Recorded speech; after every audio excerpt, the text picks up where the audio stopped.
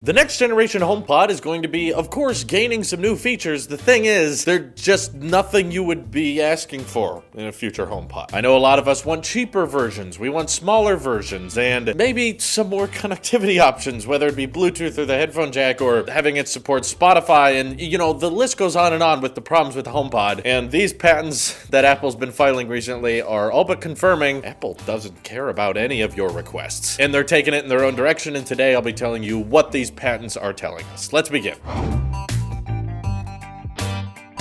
So I've said this many times before, but I will say it again to all the people who haven't been watching that long. Patents do not confirm anything. Apple can be filing a patent simply for R&D purposes. It doesn't mean that the product is actually going to have that feature, but it is an evident fact that Apple is considering it. This means that Apple, the engineers inside it, are working on something that requires some type of patent, which ultimately could end up being on the final product. And this one is bizarre. The patent describes 3D gestures being implemented into the HomePod along with Face ID. And right then and there, I see these two listed features and I go, what, why, how, what are you doing with it? So I read into a lot of the details and it appears they're using technology that is used in the same type of hardware you would see from like an Xbox Kinect, where you would have hand gestures and things like that. The Kinect could see you from across the room and kind of move things around. So regardless, the similarity between Face ID and 3D gestures would be the idea of infrared dots kind of being shot across the room and monitoring what the person is doing. What gestures you'd be using with your HomePod, I have no idea. Maybe holding out your finger and telling Siri to shut up, because I've been in those situations several times. But I can't help but think that Face ID would be used because you don't really unlock your HomePod. There's a couple instances, sure, where maybe like you're telling Siri on the HomePod to send someone a certain amount of money. Maybe you want Face ID for that, but there's very, very few instances in which I could see there being a usefulness factor for a biometric like Face ID being on the HomePod, other than an idea I've talked about a long time ago, attention awareness features that we've had on our iPhone. It is kind of impressive to me that with Face ID, not only is it able to make a 3D map of your face and remember it when you try to unlock your phone, but also it knows the difference from when you're looking at your phone and when you're not looking at your phone, and it'll make sure that it doesn't display any of your personal content on the screen until they know you're looking at the screen. Try to keep things as personal and private as possible. What if they utilized that technology with the HomePod and made it so that you could activate Siri if you wanted to whenever you looked at her? Perhaps that could make the conversation a bit more natural than it is right now, when you have to say, hello Siri, and then she turns on, and then you speak to her, and perhaps replacing that with some type of gesture or some type of call command by either looking at the HomePod and start talking to it, and then all of a sudden the HomePod says, okay, I know he's trying to talk to me. So maybe some technologies and developments that Apple has learned from Face ID could be implemented in the HomePod in that way, but at the same time, I have to wonder, you'd have to be pretty close to it, don't you? Like, Face ID stops working just about after an arm's length distance. Like, my iPhone just unlocked from arm's length away from my face, but once you get a bit further than that, Face ID is not that accurate. So that's why I have a good amount of skepticism when it comes to this article, because most people, if they're using a voice assistant, aren't really looking at the device or that close to the device. They're kind of calling out to it because their hands are tied and it's a hands-free device. But in the patent, the HomePod is described as a countertop speaker. So for those of you out there who are hoping that there would be some type of smaller, more low profile, perhaps cheaper version of the HomePod, this is as close as a patent filing as we can find, is them calling it a countertop speaker, which I imagine would be smaller, but who knows, maybe Apple thinks HomePod would be good for the countertop as well. And they said the gestures could include things like waving or clapping, which waving I get, maybe you want to activate Siri just by waving to it, but that could be very gimmicky and presented very bizarre very quickly. How do you talk to Siri? Just wave! No, people aren't going to be on board with that, and the HomePod sales are not very good, and I don't think waving to the HomePod is going to fix anything. And the clapping thing I also don't get, because why would you need to use 3D tracking to register that a user is clapping? Don't you have microphones on the HomePod? You can hear when someone's clapping. Maybe if they had some type of clapper feature built into the HomePod where you can talk to Siri by clapping twice in the room and then she'll light up. But I mean, they could add that now. That could just be in a software update. But what's more interesting in my opinion of the HomePod patents is them describing that the new generation HomePod could have have LEDs that are kind of wrapped into the fabric of the HomePod, so you could get a lot more pixels and a lot more light displaying out of this thing. They could increase the pixel density of the top of the HomePod display, because right now it's just a few LEDs in kind of a round fashion just so that they can activate that Siri animation. But this one is pitching the idea that it could be a bit more of an always-on display. Maybe it's displaying the time, or if you were keeping up with sports events, the winner of a certain team would appear on that display, or perhaps the weather. It would be very customizable. And of course, there's a lot of concepts to go along to suggest maybe Apple's next generation HomePod will actually have a visible content displaying display on top, which I think would be good, because right now putting all that investments in all these LEDs and all these lights on the top of the HomePod simply for an animation for Siri, I think is a little bit overkill, and I feel like that screen real estate could be better utilized if something on top was actually powerful and the HomePod had a display that could actually display content. So I'm looking forward to changes like that, design changes that might make the higher price of the HomePod, that premium price point, maybe a tad more worth it. Them trying to merge kind of the Google Home Hub smart speakers that have displays and mixing it with the premium sound quality of the HomePod together, and then you could have more buttons on the top of the display, play, pause, display the album of the music that's playing. Just having an actual usable display on top of the HomePod, I think, could make it a more useful device. But at the end of the day, I think all of us who had problems with the HomePod are still going to have all those same problems with these changes. LEDs lighting up around the netting of the HomePod, it would look cool, but that's still not going to make people want to spend the $350. And perhaps if it gets Face ID, if it gets all these 3D tracking options, the bigger display and things like that, maybe it'll be more expensive than the current HomePod already is, which is a bad idea in my opinion, and I don't think they should do that. The patent goes on to suggest that it'll use Face ID to know the difference between different users, so if one person calls out to the HomePod, it'll be able to look at them and register that it's their face, and then realize that that user wants this command executed, and then if a different user approaches, that face could also be known and calls out a command, then they would use their face to unlock certain features, which, once again, I have to ask, like, why not just use Voice ID? We know Apple's used versions of that in the past, and we know Google's capable of doing it. Why not just listen to the person calling out to the speaker, and whichever voice is being picked up by the microphones, carry out the commands of that person's voice? Maybe the Face ID will just be another unlocking mechanism on top of the Voice ID, but yeah, once again, think there's a software update that could add Voice ID to the HomePod fairly simply. I just think that software-wise, the HomePod is quite limiting. And yes, the patent even went in to suggest that the HomePod could display heart rate monitoring. Ugh, what is it with Apple's fascination in health? They gotta put a heart rate monitor on everything just after we talked about the AirPods. It's a speaker.